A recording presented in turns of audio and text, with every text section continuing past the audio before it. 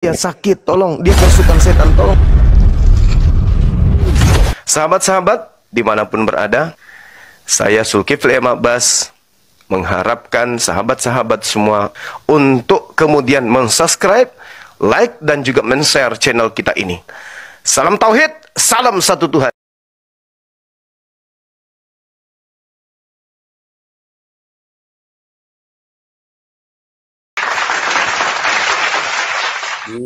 Coba bisa ditunjukkan di kitab mana itu, Bang? Di Matius 15, coba Anda buka. Buka, Bang, buka. Kan ada HP di situ di Google. Kalau di sini ini kecil sekali, Abang nggak bisa baca, ini kecil. Biar nanti aja aku baca. Pokoknya Matius berapa, Bang? Matius 15 nomor 23, 24, 25, 26. Matius 15 nomor 23, 24, 25, 26. Makanya orang-orang Kristen nanti di akhir zaman, keturunan saudara, anak-anak saudara kan tidak mungkin ketemu Yesus lagi. Pada hari terakhir nanti banyak orang memanggil aku Tuhan, Tuhan. Bukankah dulu kami memanggil engkau Tuhan, bernubuat pakai namamu, mengusir setan pakai namamu Yesus, bermujizat pakai namamu Yesus. Tapi apa kata Yesus di situ? Pada saat itulah aku akan berterus terang kepada mereka, enyahlah daripadaku, aku tidak mengenal kalian. Kalian semua adalah pembuat kejahatan. Nah tuh, kalian diusir. Tapi gini, Bang. Diusir sama Yesus. Bentar ya, Bang. Bentar dulu, Bang. Iya. Kalau benarnya contohnya ajaran Abang ini, tolong bagian yang komentar untuk pengikut Abang yang agak kasar-kasarnya janganlah untuk kan ini kita masih enggak. Iya, betul. Jadi jangan terlalu, soalnya kita bukan mencari musuh kita ini, saling membuka mana yang benar. Kalau saya percaya di agama Abang nanti, ya melalui Abang ya berkat buat Abang, kan itu. Iya. Oke, teman-teman dibawa dijaga komentarnya. Iya, jadi saling menghargai lah. Bukan cuma itu. Iya. Yalah, Bang, tapi aku pun kurang banyak persiapan ya, Bang, cuma pengen naik aja nanti, coba gimana nya. Oke. Jadi nanti kita ketemu lagi ya, Bang, ya. Oke, Bang, kalau ada kata-kata yang saya juga demikian adanya. Oke, sama-sama. Oke. Makasih ya, Bang. Makasih, saudaraku. Oke, Bang.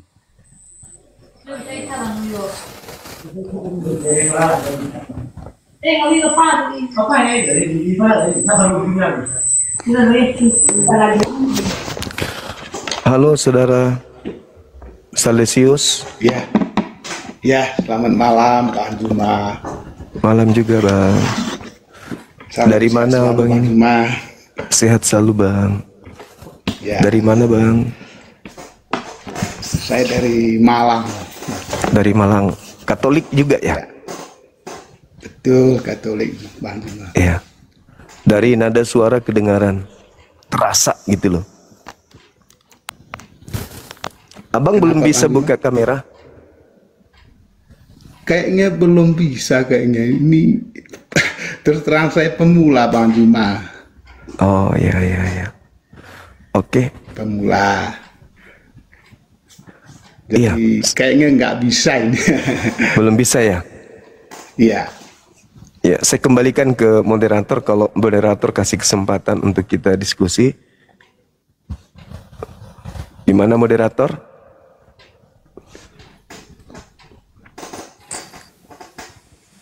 Halo, saudara Patra. Halo, Bang.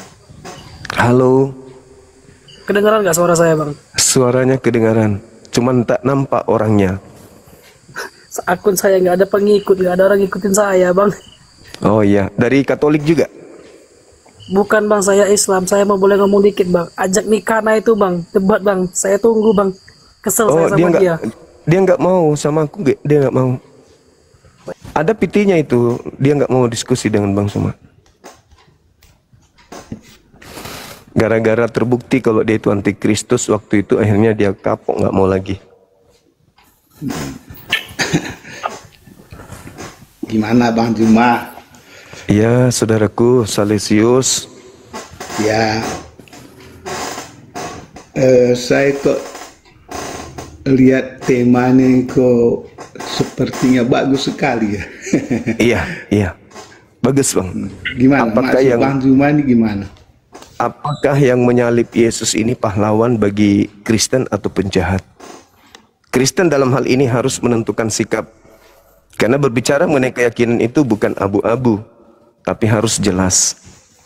Nah, diurai di dalam Bible, Yesus melarang pembunuhan, Bapa Elohim juga melarang pembunuhan, sedangkan Kristen menerima upah dari pembunuhan, yaitu keselamatan, katanya. Maka saya tertarik untuk mempertanyakan hal ini karena berbicara mengenai salib itu juga dibahas di Al-Quran. Bahwa yang disalib ini adalah orang yang dihukum. Dihukum karena telah melakukan rencana siasat makar terhadap Nabi Isa alaihissalam. Nah, kalau di dalam agama saudara saya dihukum juga, dikatakan sebagai pelaku kejahatan. Tetapi kalau dia pelaku kejahatan, kenapa dinikmati hasil dari kejahatan tersebut? Nah, inilah makanya saya ingin saudara Kristen menjelaskan ke kami, apakah penyalib Yesus ini adalah penjahat untuk Kristen atau mereka pahlawan? Seperti itu, Bang. Silakan. Oke, Bang Zuma. Ini pertanyaannya bagus, tapi menurut saya agak sulit juga ya. Semoga nanti aku bisa jawab. Iya, silakan, Bang. Jadi gini, Bang Zuma. Yesus itu pada mulanya dia itu adalah mewartakan kebenaran. Siap. Ya. Jadi dia itu datang ke dunia ini untuk memberitakan kebenaran. Makanya dia bilang, akulah jalan, kebenaran dan hidup. Barang siapa percaya padaku, dia akan selamat, kan begitu. Iya. Nah, pada waktu itu Bang Zuma, banyak orang yang tidak terima dengan pengajaran dia, yang mana dia itu membawa kebenaran. Padahal pada waktu itu kan banyak raja-raja, ya toh. Rakyat pada masa itu mereka percaya pada raja-raja mereka, gitu loh. Ketika Yesus datang mewartakan kebenaran, jelas mereka tidak terima. Saya ambil contoh seperti orang Farisi. Ketika Yesus mewartakan kebenaran, mereka pasti menolak, ya kan? Nah, terus berjalan Bang Zuma selama berapa tahun lah, 30 tahun kurang lebih lah. Gitu. Sampai puncaknya itu disalibkan. Ya. Karena Yesus selalu memberitakan tentang kebenaran di mana-mana, di Yerusalem, ya. Ya kan?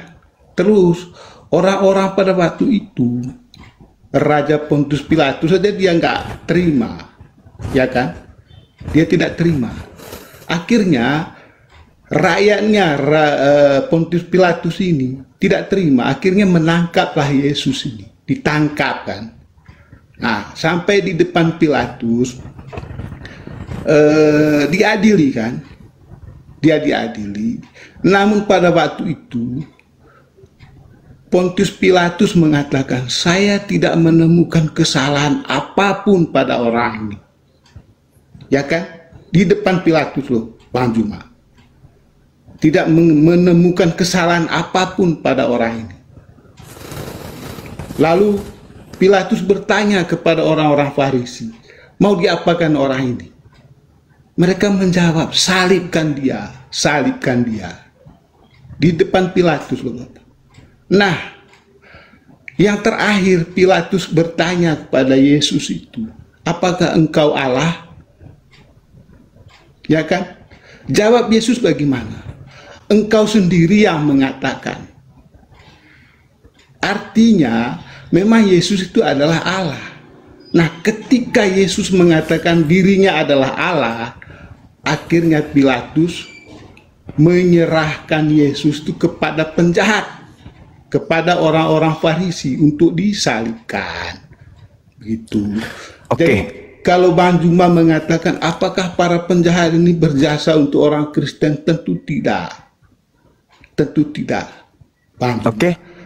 Orang Kristen ajarannya itu berdasarkan kebenaran, bukan penjahat apa. Oke, baik. Itu. Menarik. Seperti itu. Jadi siap. intinya gini Bang Juma. Yesus disalib karena dia mengaku dirinya adalah Allah. Oke. Itu. Oke, Dia disalib karena dia mengaku dirinya sebagai Allah. Demikian Bang Juma. Oke, baik. Jadi gini, saudara.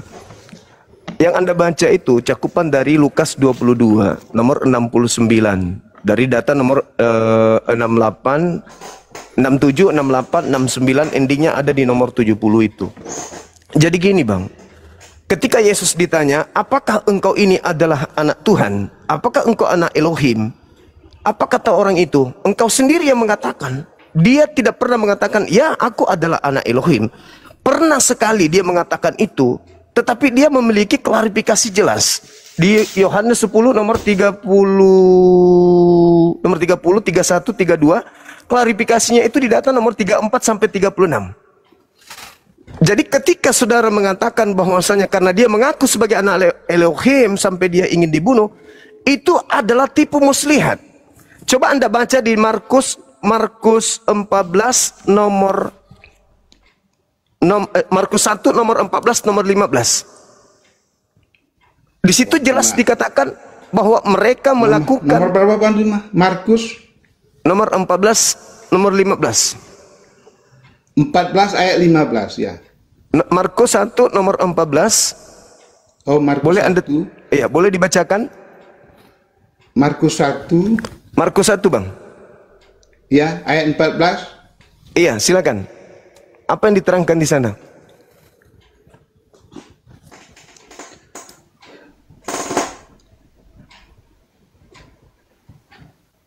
Ini tentang sesudah Yohanes ditangkap, datanglah Yesus ke Galilea memberitakan Injil Allah. Injil. Memberitakan Injil. Ya. Pada saat beliau memberitakan Injil, Yesus selalu mengatakan, aku utusan, aku adalah anak Elohim.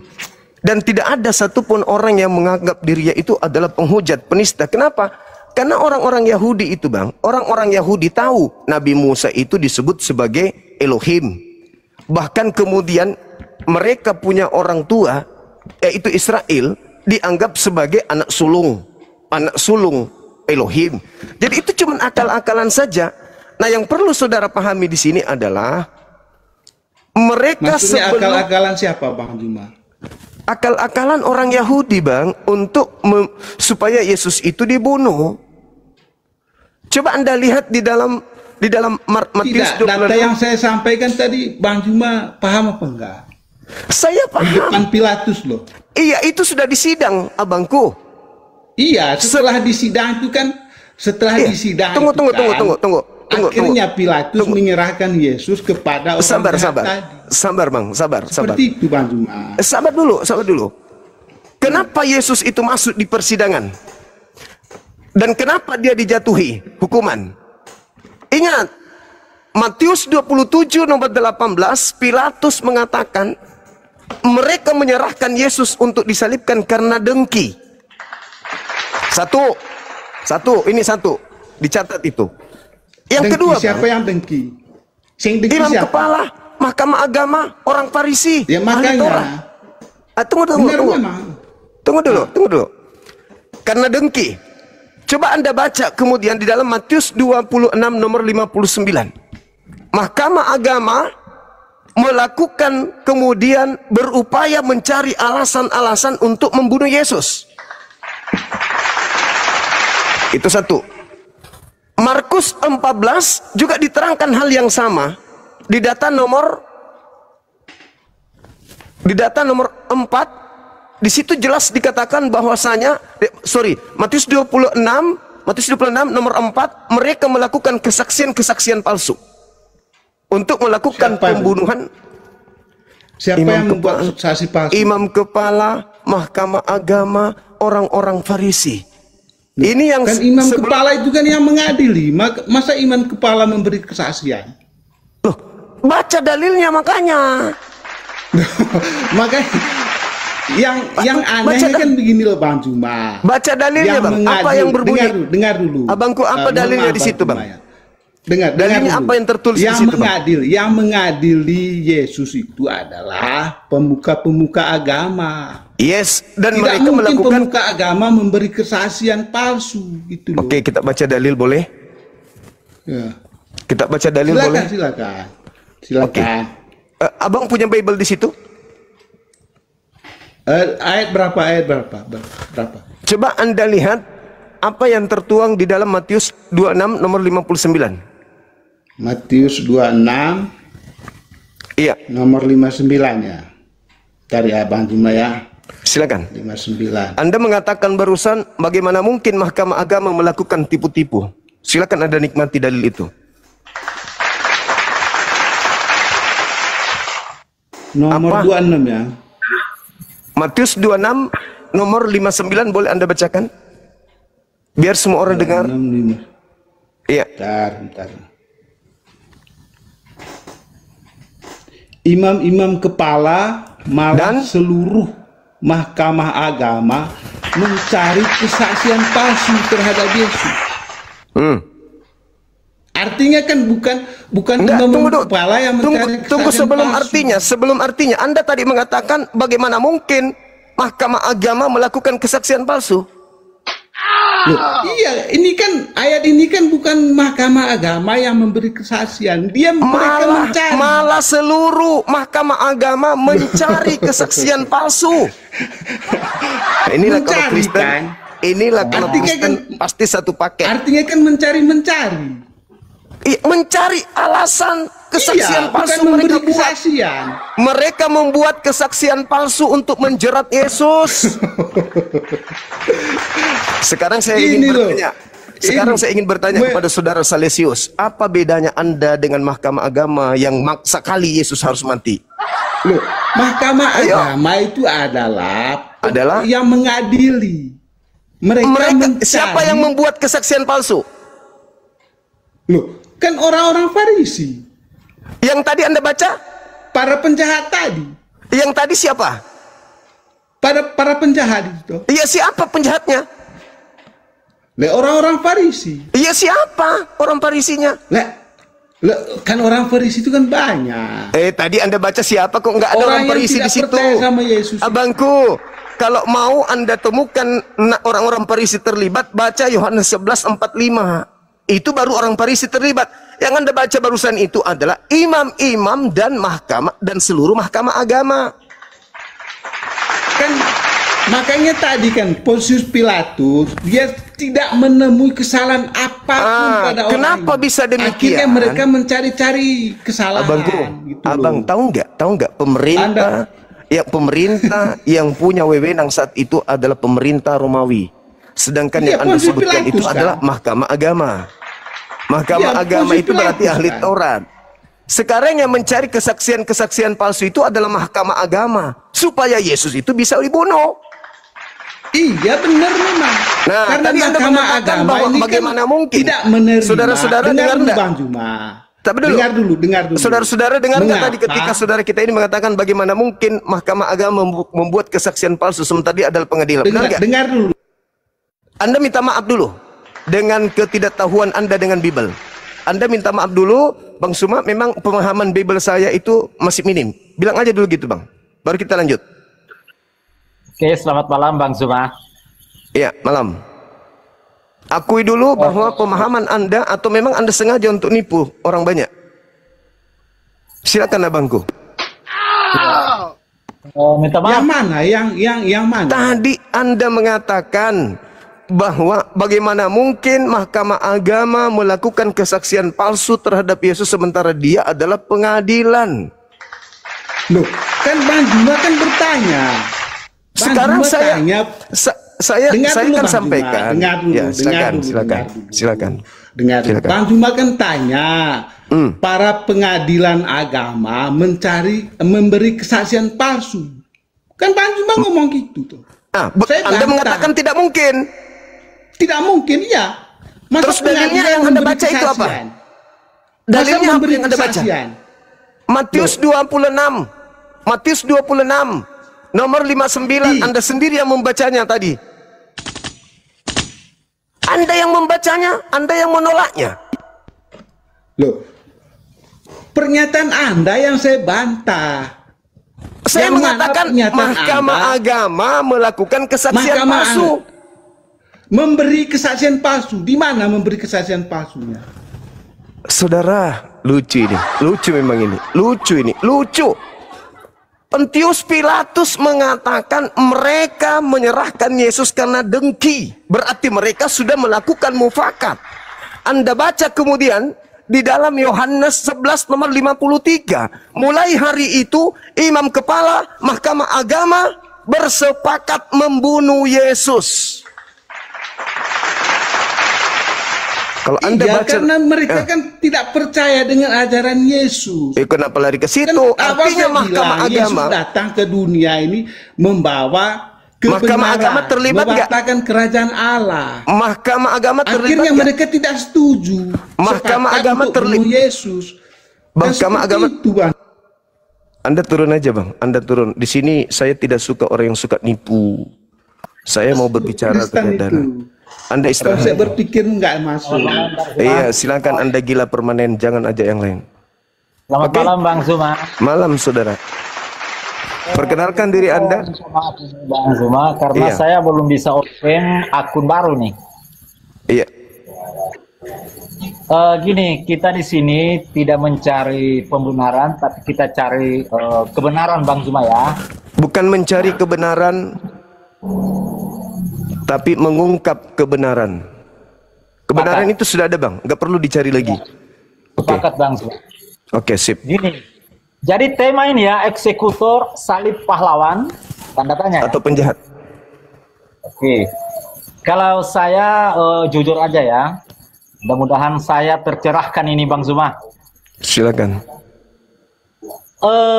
Boleh saya katakan bahwa yang menyalib atau yang berniat menyalibkan Yesus adalah pahlawan, boleh juga saya katakan penjahat. Yang mana yang betul, Bang? Baik, saya jelaskan Bang Zuma ya. Kronologis pelaksanaan salib itu diawali dari bahwa Yesus ini melakukan mukjizat-mukjizat sehingga pada saat itu bangsa yang ada di sana merasa cemburu, merasa ditinggalkan oleh masyarakat waktu itu karena Yesus ini memberikan atau memperlihatkan mukjizat-mukjizatnya sehingga imam-imam kepala saat itu bersama kroni-kroninya ingin membunuh Yesus. Nah, ini saya katakan penjahat karena Yesus itu orang baik. Iya. Makanya saya katakan penjahat. Nah, kenapa dia Oke. dikatakan pahlawan? Iya. Karena singkat cerita terjadi penyaliban, ternyata yang disalib itu adalah Yudas, maka itu pahlawan. Kenapa? Karena orang jahat yang disalib, yaitu orang terkutuk memakan suap.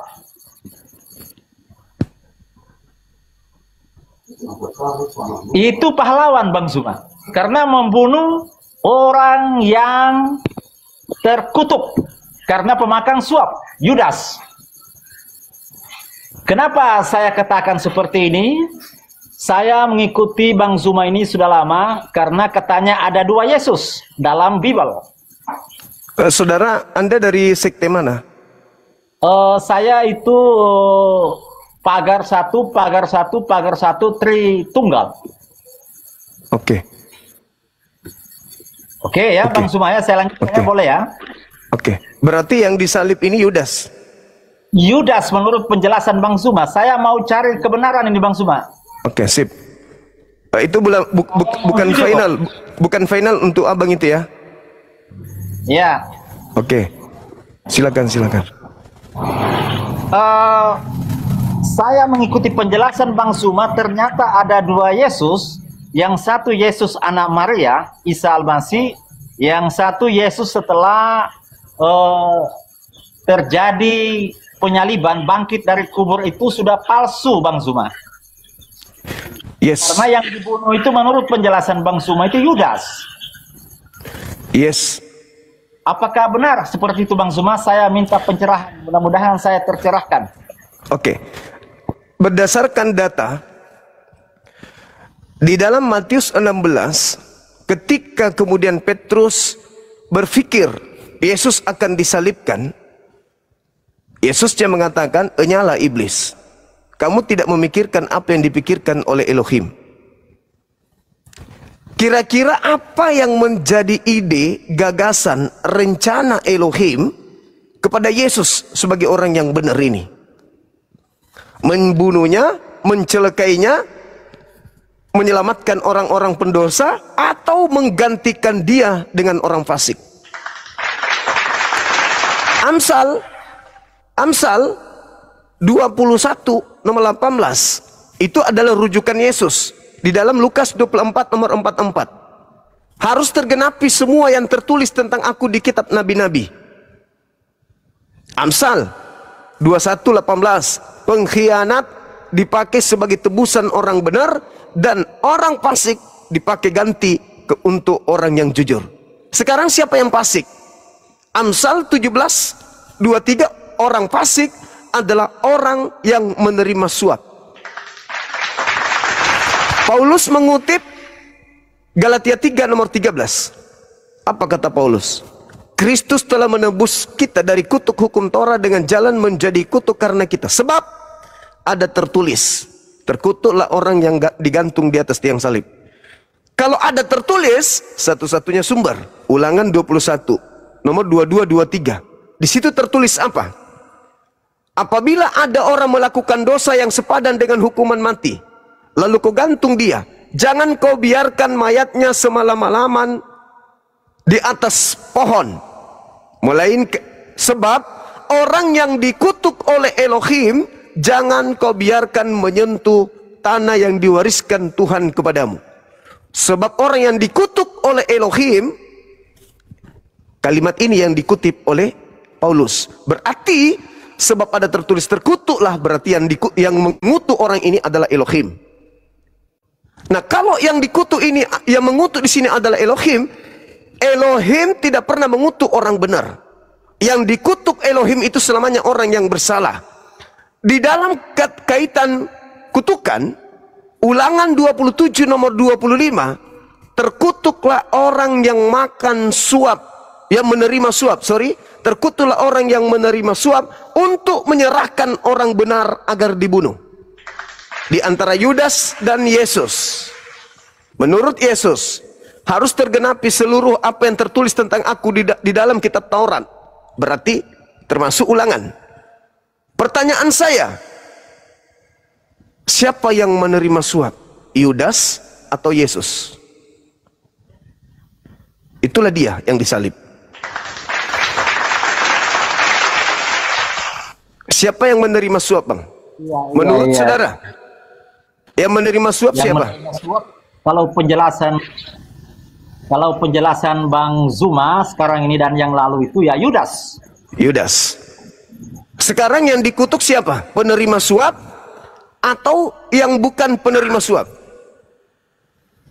Penerima suap. Berarti yang disalib adalah penerima suap. Berarti yang disembah oleh Kristen hari ini adalah? Berarti yang disembah oleh kami ya, kami Kristiani ini berarti yang palsu Bang Suma ya. Saya kasih ilustrasi terakhir Bang, sebelum Anda mengambil sikap. Di dalam pengajaran Yesus Matius 24 ketika didatangi oleh murid-muridnya di Bukit Zaitun. Syukran Jenderal. Apa kata murid-muridnya? Guru, apa tanda kedatanganmu? Ini tanda kedatangan. Yesus menjelaskan, tanda kedatanganku, aku akan nampak di tengah langit sebagai manusia. Matahari gelap, bulan tak bercahaya, bintang berjatuhan, kuasa langit akan berguncang. Aku nampak di tengah langit. Itu tanda kedatanganku. Dan ternyata tanda kedatanganku itu sekaligus tanda akhir zaman. Oke? Sekarang permasalahannya adalah ketika Yesus mengatakan kepada muridnya ketika ditanya, apa tanda kedatanganmu? Yesus berkata, waspadalah agar kamu jangan disesatkan, sebab banyak orang akan datang memakai namaku dan berkata, akulah Kristus, akulah Mesias. Jangan kamu percaya, mereka akan menyesatkan banyak orang. Mohon izin saya mau bertanya. Di atas bumi ini, yang memakai nama Yesus, yang menjual nama Yesus, yang bernubuat, mengusir setan, bermujizat pakai nama Yesus, dan mengajak orang lain yang banyak sampai miliaran, itu kelompok mana? Islam atau Kristen? Kalau saya melihat kami di Kristen aja Bang Zuma. Kalau saudara saya Muslim, nggak ada yang bilang. Makanya Yesus mengatakan, jadi apabila, nomor 23, jadi apabila ada orang berkata, lihat ada Mesias di sana, lihat ada Mesias di sana, jangan kau percaya. Matius 24 nomor 24. Sebab Kristus palsu dan nabi-nabi palsu akan datang dan melakukan tanda-tanda yang dahsyat dan banyak mukjizat, sekiranya mungkin menyesatkan murid-murid pilihan juga. Camkanlah, aku, tunggu sabar, kata Yesus diulang lagi tuh, Yesus tuh, camkanlah, aku telah mengatakannya kepadamu terlebih dahulu. Jadi kalau ada orang berkata, ada Mesias di padang gurun, ada Mesias di dalam bilik, jangan kamu percaya. Sebab sama seperti kilat menyambar dari timur, memancarkan cahayanya sampai ke barat, demikianlah kelak tanda kedatanganku pada saat kedatanganku yang kedua. Nah sekarang pertanyaannya adalah, ketika ketika kemudian Ananias, Paulus, Markus, Maria, orang-orang yang didatangi pada hari ketiga, bangkit pada hari ketiga, kemudian yang ada di Pulau Patmos, apakah ada tanda-tanda kedatangan Yesus sebagaimana yang Yesus jelaskan kepada muridnya pada saat itu? Sudahkah matahari gelap, bintang-bintang berjatuhan pada saat itu? Kalau tidak, apa kata Yesus? Percaya atau jangan percaya? Kalau saya masuk itu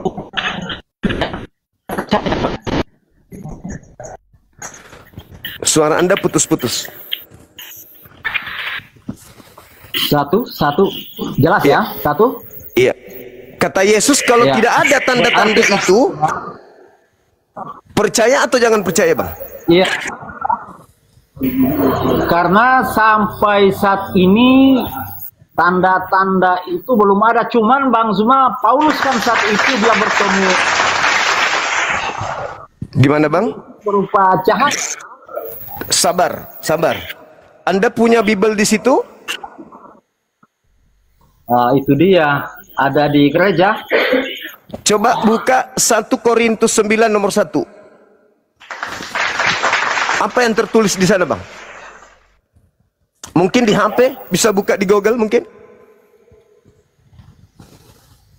Yang pakai satu HP, Bang. Di 1 Korintus 9, Paulus sendiri yang mengaku dengan mulutnya bahwa aku melihat Yesus. Dia katakan, aku melihat Yesus. Bukankah aku ini adalah rasul? Bukankah aku ini adalah orang bebas? Bukankah aku telah melihat Yesus Tuhan kita? Jadi Paulus mengaku melihat Yesus. Kata Yesus, kalau ada yang mengaku melihat aku, jangan kamu percaya.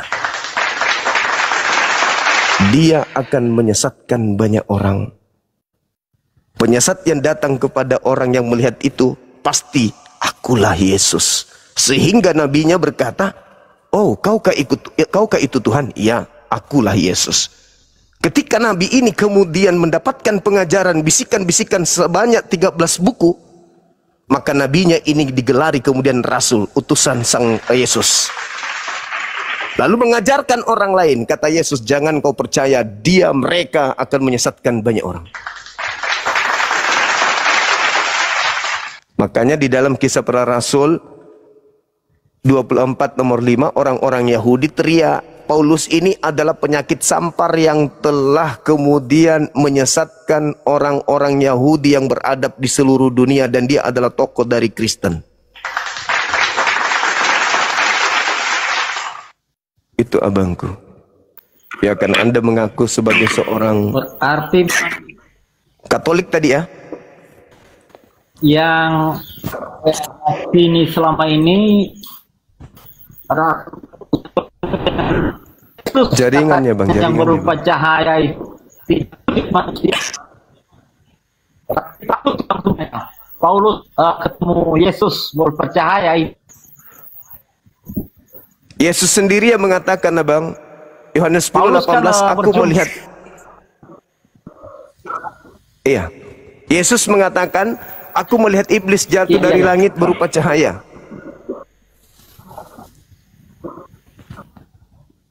Berarti itu bukan kedatangan yang kedua ya Bang Zuma ya?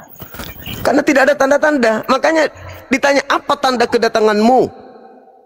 Ternyata tanda kedatangan Yesus itu sekaligus adalah tanda akhir zaman. Benar yang dikatakan Al-Quran. Sesungguhnya kedatangan Al-Masih itu adalah tanda-tanda hari kiamat. Nah, Yesus mengatakan, kalau aku datang, bintang berjatuhan, matahari tak bercahaya, bulan menjadi gelap, kuasa langit berguncang. Apakah itu bukan tanda kiamat? Kalau bintang berjatuhan, tanda kiamat. Al-Quran mengatakan itu.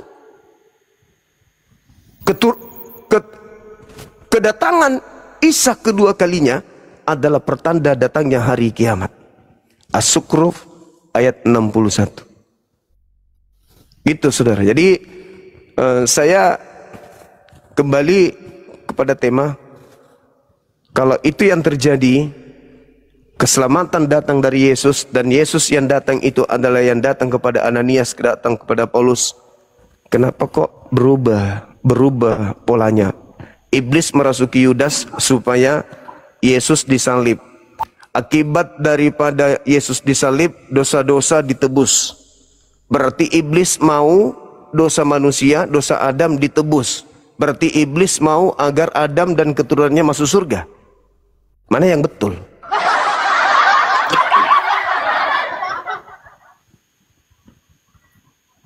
Arti Bang Zuma, kami ini sudah dibohongin oleh pendeta-pendeta kami. Ya, itu kesimpulan abang. Makanya saya katakan tadi, izinkan saya berbicara, Ya, lalu abang mengambil sikap. itulah kalau saya mengambil satu keputusan, saya kira Bang Zuma tidak mungkin bohong lah. Apalagi Bang Zuma sudah menguasai Bible. Yang disampaikan Bang Zuma ini sangat benar. Artinya kami ini sudah dibohongi oleh pendeta ya Bang Zuma ya.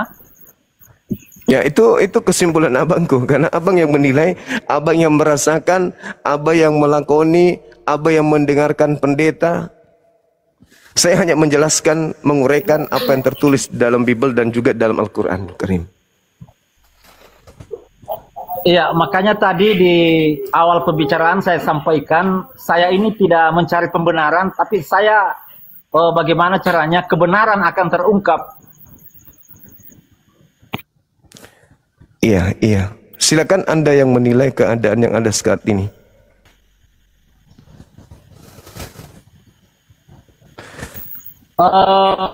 Bang Zuma, ya seandainya saya ini kan keluarga, bukan saya ada orang tua.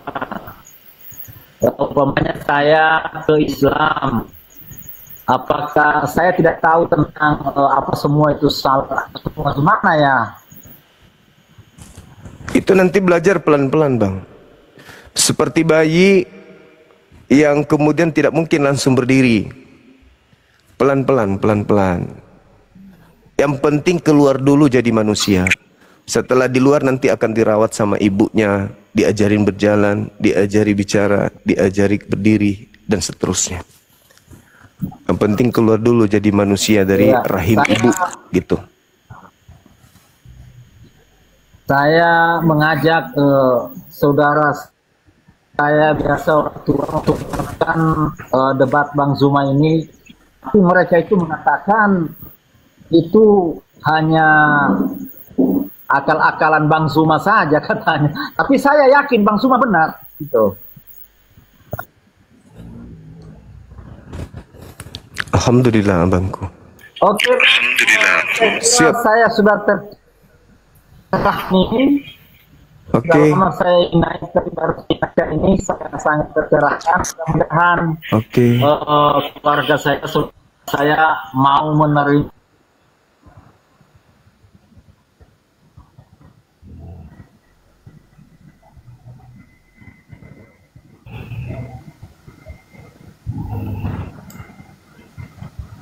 Cek. Halo saudara Lili Andika. Halo.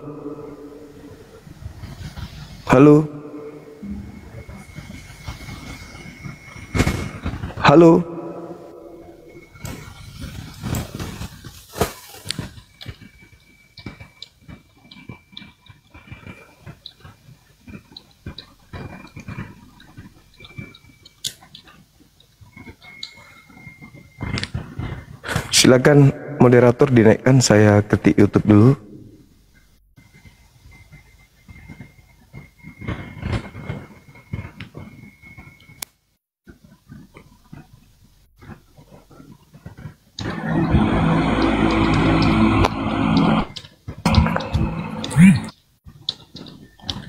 Halo, saudara Edis. Wih, mimpi apa saudara Edis? Minum apa ini? Vodka? Topi miring? Kok bisa berani naik ke sini? Topi miring, cap tikus? Hah? Datang, bunuh diri dong.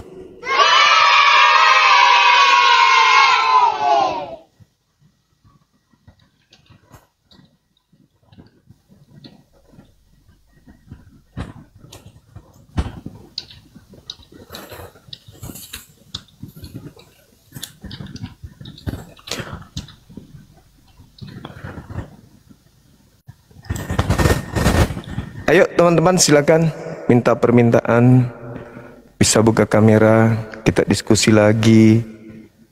Yang paham betul Bible, bukan yang melilit lidah menghindari kebenaran.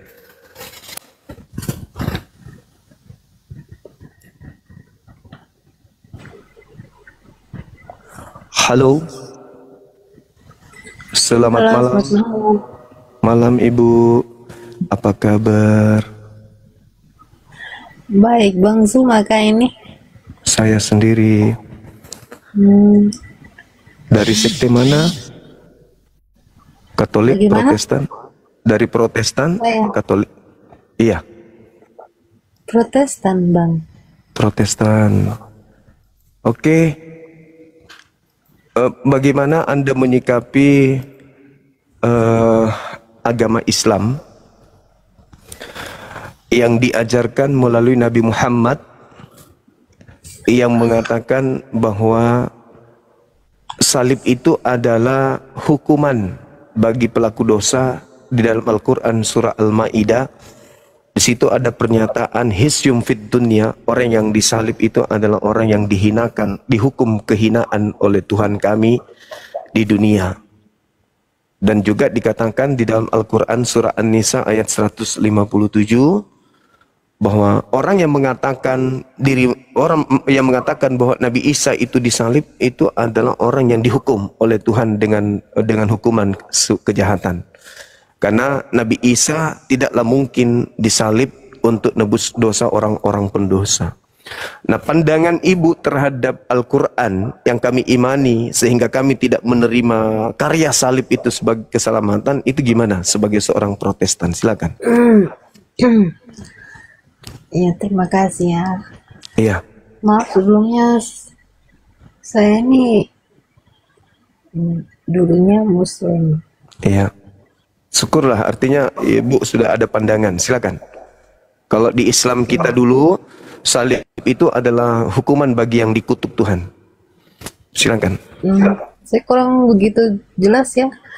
Soalnya setelah saya terima Tuhan Yesus, saya tahu bahwa Tuhan yang saya ikuti, Tuhan yang saya sembah, Dia mengajarkan keselamatan, Bang. Iya, Beda jadi dengan yang oke. sebelumnya saya imani. Jadi Tuhan yang Anda ikuti adalah Tuhan yang dibunuh oleh pahlawan Anda atau penjahat. Tidak, Lalu Anda selamat meninggalkan Islam menuju kepada Kristen untuk menyembah manusia yang dibunuh oleh pahlawan atau penjahat. Dia firman yang menyerupai manusia. Ya, itu muncul nanti setelah ada pola yang terukur, kemudian dia kudu Tuhan yang turun menebus dosa-dosa saudara-saudara kami Kristen, kan gitu. Nah sekarang di dalam kitab Ibu ini 1 Korintus 15:17, sia-sialah iman kalian, kepercayaan kalian kalau Yesus itu tidak dibangkitkan. Bahkan kalian tetap mati di dalam dosa sekiranya Yesus itu tidak dibangkitkan dari kematian. Nah untuk bangkit harus mati dulu. Untuk mati iblis harus kerja. Imam kepala harus bikin siasat palsu. Mahkamah agama harus bikin kesaksian palsu. Orang-orang Farisi, ahli Taurat harus bikin tipu muslihat untuk menjebak Yesus agar orang benar ini mati. Pertanyaan saya, separah itukah keselamatan di Kristen harus diterima dari pelaku-pelaku kejahatan?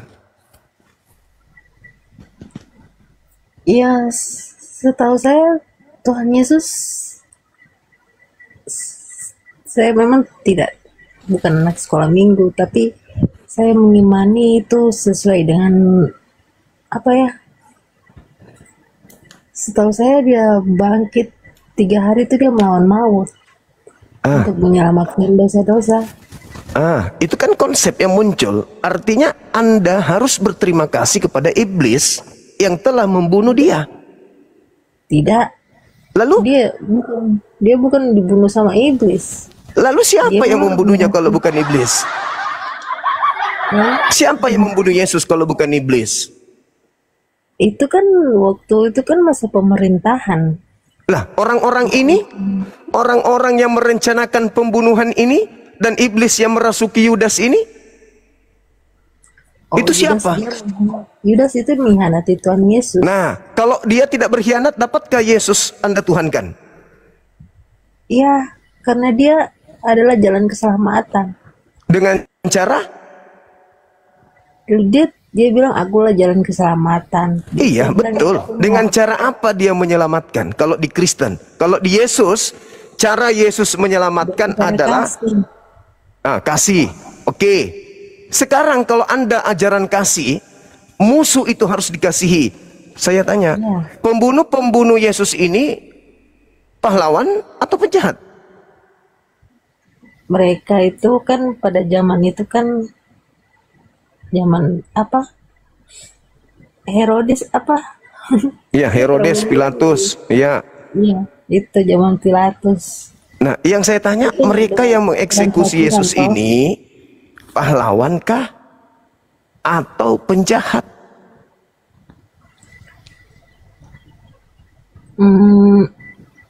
Apa yang pembunuhnya? Iya, yang melakukan siasat, yang melakukan tipu muslihat, yang melakukan kesaksian palsu, sampai pada endingnya Yesus ingin dibunuh mereka dan mereka eksekusi benar-benar pembunuhan itu. Tapi di Islam, ketika iblis berkongko-kongko ingin membunuh rasul utusan Tuhan ini, Allah selamatkan nabinya. Tapi kalau di Kristen betul-betul mati untuk menyelamatkan Kristen katanya. Nah, maka muncul pertanyaan, para pembunuhnya ini pahlawan atau penjahat? Mereka itu kan kayak sudah kayak di hukum Taurat toh. Jadi Tuhan Yesus yang menggenapi. Lah, ya itulah yang saya maksud, saudariku. Pelaku tindakan pembunuhan ini pahlawankah untuk Kristen atau penjahat? Ya, mau bilang pahlawan atau bagaimana, saya juga kurang mengerti. Yang setahu saya, yang saya imani, dia itu menebus. Ya, menebus dosa kalian dengan cara dibunuh. Dia enggak, ini dia menyerahkan sendiri untuk, Bunuh diri maksudnya? tidak, dia menyerahkan diri. Enggak, Iya, iya, maksudnya bunuh diri atau gimana? dia memang sudah dituliskan gitu, dia harus kayak itu pikul salib, pikul salib. Itu dituliskan di mana? Yesus ketika ingin dibunuh di Yohanes 8:37, 37, Yesus mengatakan apa? Kalian ingin membunuhku karena tidak ada firmanku di dalam diri kalian. Bahkan di dalam tempat-tempatnya dikatakan, iblislah yang menjadi bapakmu, dan kamu mau melakukan keinginan bapakmu, yaitu membunuh aku. Berarti para pembunuh Yesus ini adalah anak-anak iblis. Nah, yang saya pertanyakan kepada saudari saya, kalau pembunuh Yesus itu adalah anak-anak setan, Kristen yang menerima upah dari kerja anak-anak setan ini apa? Setan juga kah? Saya kurang tahu, Bang. Karena Yesus berkata, waspadalah kepada penyesat yang datang kepadamu dengan memakai namaku dan berkata, akulah Kristus. Mereka akan menyesatkan banyak orang, jangan kamu percaya.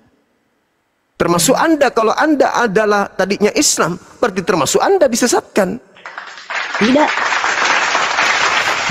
Lalu siapa yang datang ke dunia memakai nama Yesus dan menyesatkan banyak orang, kalau bukan Kristen?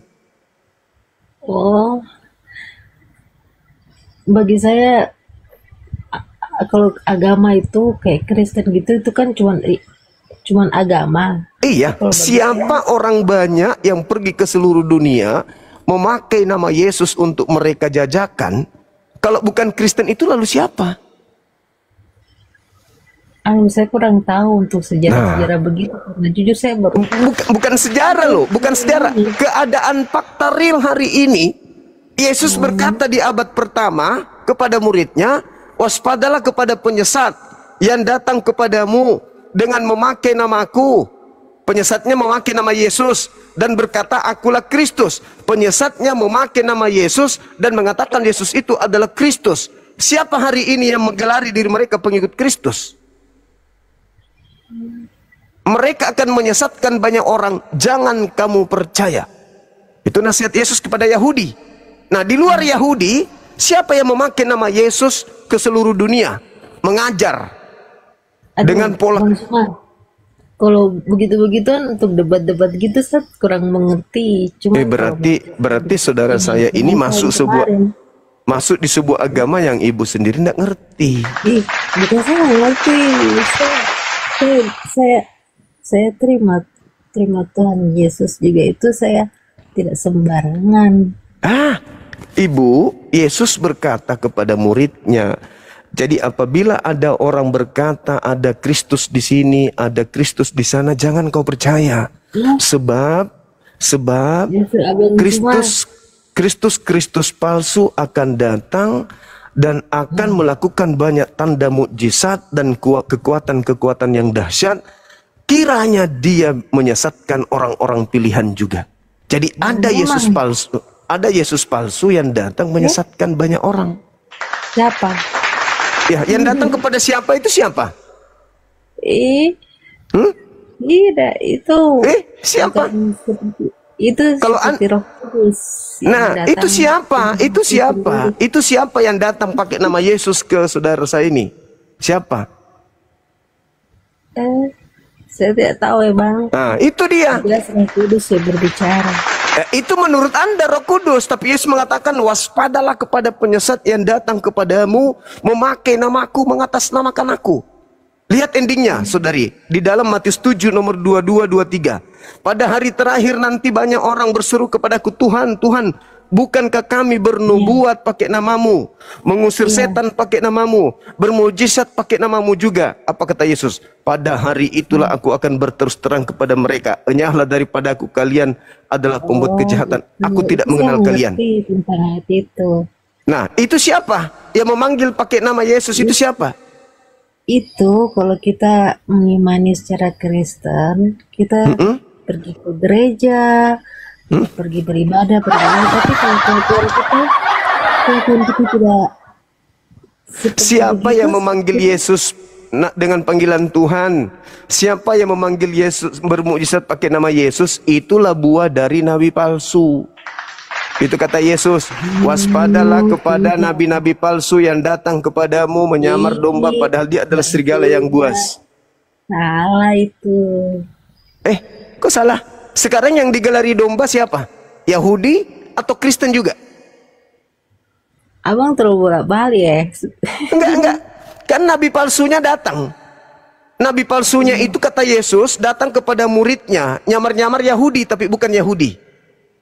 Dia akan menyesatkan banyak orang. Tanda-tanda dari penyesat itu adalah memanggil aku Tuhan, bernubuat pakai namaku, bermujizat pakai namaku, mengusir setan pakai namaku. Itu tanda Iya. dari buah nabi palsu. Iya, memang. Nah, siapa itu? Yahudi atau Kristen? Itu nabi-nabi palsu tuh nanti di akhir zaman. Oh, siapa bilang? Nabi-nabi palsunya datang kepada muridnya di tahun 33, kok akhir zaman? Iya, memang. Loh, Yesus bicara sama orang yang hidup zamannya. Berbicara pada orang yang ada di zamannya, kok akhir zaman, Ibu? Waspadalah kepada nabi-nabi palsu yang datang kepada kamu. Kamu di situ siapa? Itu tuh untuk umat kita. Inilah kalau penyesat. Kalau penyesat itu selalu berbicara melawan data. Penyesat itu selalu melawan data. Sama seperti iblis yang datang ke Adam, melawan data. Pasti melawan data. Itu iblis. Jelas-jelas Yesus berpesan kepada Bani Israel, ke umatnya. Jadi saya simpulkan, Ibu, saudari saya, mohon maaf.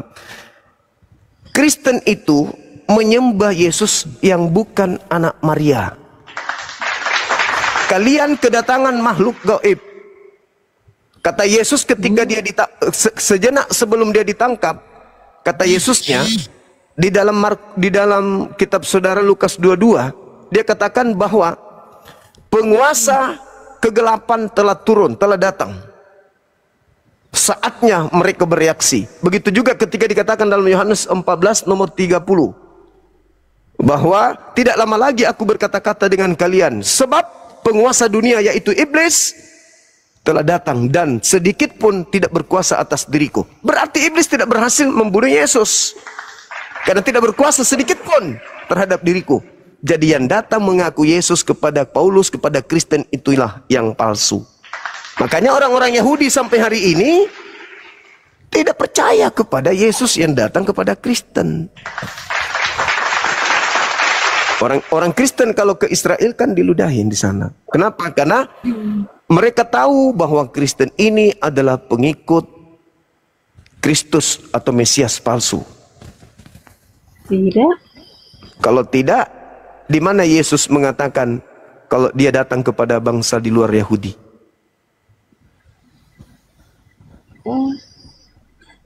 Saya sudah bilang, saya kurang begitu paham ya. Yesus berkata, saudaraku, Yesus berkata kepada Bani Israel, aku diutus hanya kepada domba yang sesat dari Bani Israel.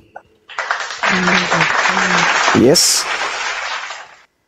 Dan hati-hati kata Yesus kepada penyesat yang pergi ke seluruh dunia memakai namaku dan menyesatkan banyak orang. Iya, nanti itu kan di akhir zaman. Bukan akhir zaman. Kenapa harus di akhir zaman? Yesus mengatakan di saat itu juga. Bukan dikatakan akhir zaman. Maksud Yesus, kalau aku yang datang, itu adalah tanda akhir zaman. Kalau aku yang datang. Tapi akan banyak yang datang. Tapi akan banyak yang datang mengaku-ngaku aku. Tapi itu bukan aku. Iya.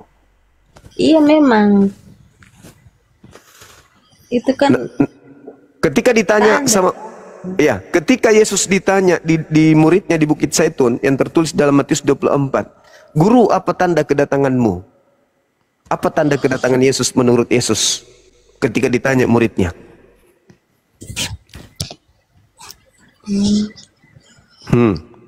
Aku Saya akan kurang nampak, tahu. aku akan nampak di tengah langit dan seluruh manusia akan melihat aku. Apakah itu sudah terjadi?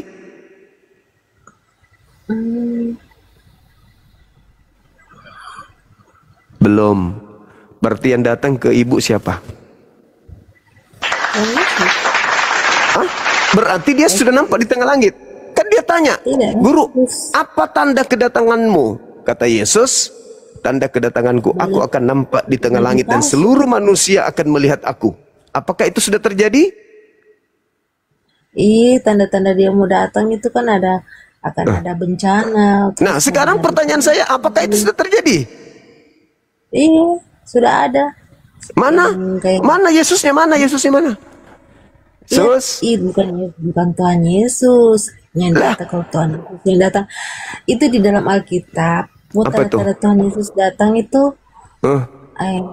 akan ada bencana, itu sudah ada. Terus akan ada kelaparan, kayak kesusahan ekonomi gitu.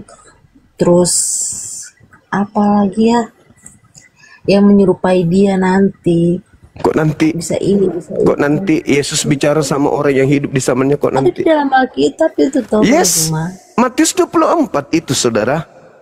Ketika ditanya di Bukit Zaitun, datang murid-muridnya bertanya, Guru, apa tanda kedatanganmu? Tolong jelaskan.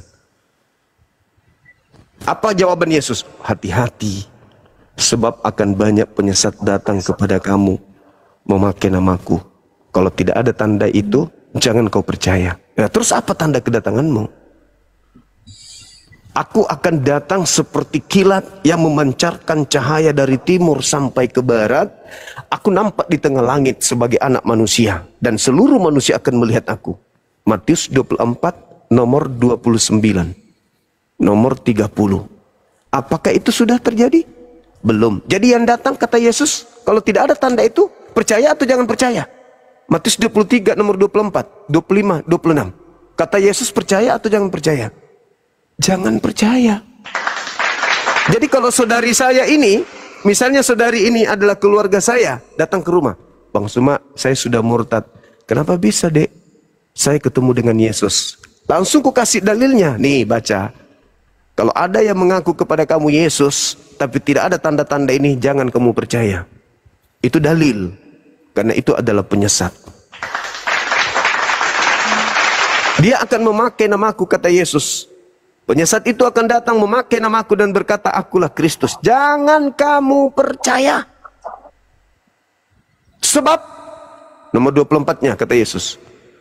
Kristus-Kristus palsu dan nabi-nabi palsu akan bermunculan dan melakukan tanda-tanda yang dahsyat dan mukjizat-mukjizat. Sekiranya mungkin menyesatkan orang-orang pilihan juga.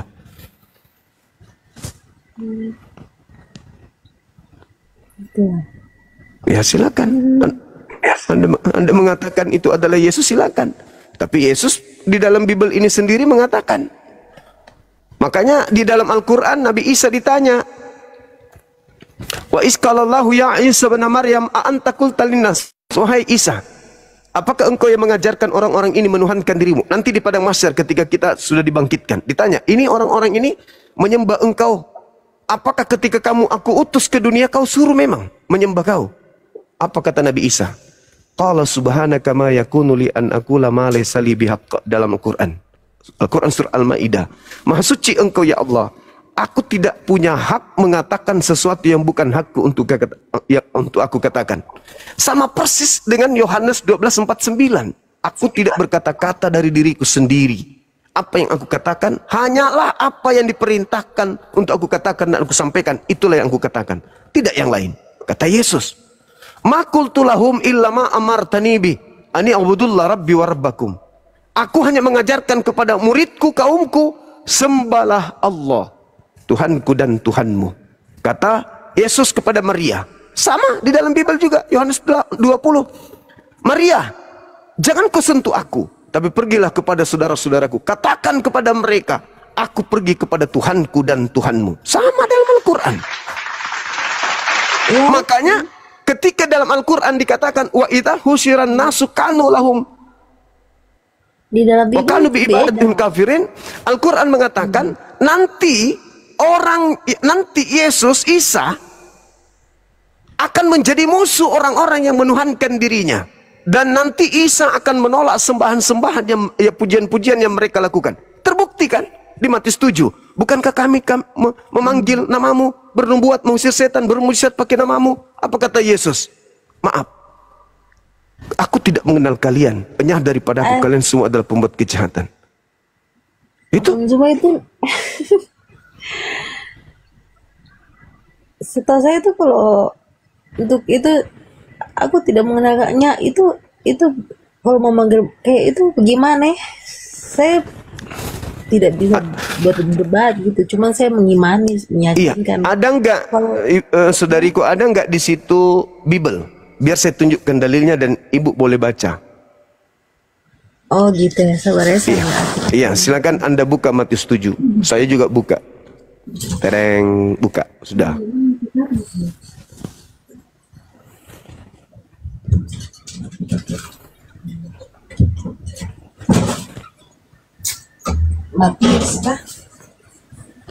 Matius 7. Kecil ya. Saudari ini orang Indonesia kan? Iya toh. Masih makan tahu tempe? Jangan menghina bang, itu nama belakangku ada nama Jawa itu toh. Oke, berarti saudari saya cerdas, pintar karena masih makan tahu tempe. Itu maksud saya. Artinya mudah memahami penjelasan yang ada dan juga mudah mengerti ketika ada yang tertulis di Bible. Silakan, Matius 7. Matius 7. Matius pasal 7 ayat dari 15 sampai nomor 23. Kita baca satu perikop. Kata temanku Kristen, tidak ngerti kita kalau nggak baca satu perikop. Diikuti, Seng. Matius pasal 7. Iya, kalau dia suruh baca kita satu kitab, kita baca. Disuruh baca satu kontainer pun kita ikutin. Matius 7 nomor 15. Matius pasal 15. Matius 7 nomor 15. Oh, Matius 7 ayat 15. Iya.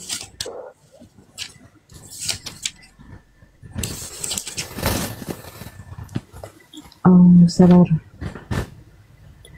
waspadailah terhadap nabi-nabi palsu yang datang kepadamu dengan menyamar sebagai domba, tetapi sesungguhnya mereka adalah serigala yang buas.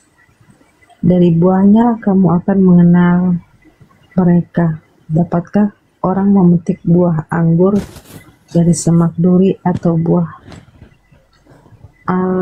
atakah dari rumput duri? Demikianlah setiap pohon yang baik menghasilkan buah yang baik, sedangkan pohon yang tidak baik menghasilkan buah yang tidak baik. Tidak mungkin pohon yang baik menghasilkan buah yang tidak baik, ataupun pohon yang tidak baik menghasilkan buah yang baik. Setiap pohon yang tidak menghasilkan buah yang baik akan ditebang dan dibuang ke dalam api. Jadi dari buahnya lah kamu akan mengenal mereka. Bukan setiap orang yang berseru kepadaku, Tuhan, kecuali akan masuk ke dalam kerajaan surga, melainkan orang yang melakukan kehendak Bapa yang di surga. Kehendak Dia, Tuhan Yesus. Kehendak Bapa loh. Jangan dipelintir. Tuhan Yesus itu Bapa. Jangan apa? Tuhan Yesus itu Bapa. Nah, itulah awal mula kesesatan Kristen. Yang Anda maksud Bapa itu yang keluar dari kubur. Yesus mana pernah dia mengatakan aku adalah Bapa. Yesus berdoa kepada Bapa, bersujud, memohon-mohon kepada Bapa. Kristen muncul menganggap Yesus Bapa. Kesalahan fatal. Tuhan Yesus berdoa kepada Bapa itu, dia berdoa itu dia punya kemanusiaan yang dia berdoa, sedangkan ini dia Tuhan menjadi manusia gitu maksudnya. Tuhan menjadi manusia. Iya, dia firman. Oh, berarti Tuhan itu bisa menjadi bukan Tuhan. Dia firman yang turun ke alam semesta ini adalah firman yang menjadi alam semesta. Alam semesta beda. Loh, Matius 4 nomor 4. Manusia tidak hidup dari roti saja, melainkan dari setiap firman yang keluar dari mulut Tuhan. Yesus itu firman yang keluar dari mana? Dari Tuhan. Alam semesta ini semua manusia keluar dari mulut Tuhan. Matius 4 nomor 4. Bedanya kita dengan Yesus, dia nabi, dia rasul yang diberi mujizat. Tetapi dia bukan Tuhan. Saudari, yang Anda maksud Tuhan itu jadi manusia, itu ya yang Anda sembah, bukan Yesus anak Maria. Yang Anda sembah itu bukan di situ, bukan di Yohanes 1. Yang Anda sembah itu ada di suratnya Paulus. Di mana itu? Filipi 2 nomor 6, nomor 7, nomor 8. Jadi dewa mengosongkan dirinya, si dewa ini, dewanya Romawi, mengosongkan dirinya, lalu tidak mempertahankan kemudian kedewaannya, melainkan mengosongkan dirinya, lalu menjadi seorang hamba, yaitu sama seperti manusia, lalu taat sampai mati. Nah itu, kalau itu betul, itu Tuhan Anda, yaitu dewa Romawi yang turun ke bumi menjadi Yesus. Tapi kalau Yesus anak Maria, itu adalah ruhullah, itu adalah kalimatullah, itu firman yang menjadi manusia, itu tidak salah. Artinya firman itu perkataan Tuhan. Maria hamil kok, kalau tidak kuinjak lehermu. Hamil. Maria hamil, lahirkan seorang anak. Lahir. Itu perintah, itu firman yang keluar dari mulut Tuhan yang dibawa Gabriel pada bulan ke-6. Tapi kalau dibilang Tuhan, misalnya nih, Tuhan berfirman, aku berfirman, jadilah aku daging. Aku jadi daging. Tidak begitu.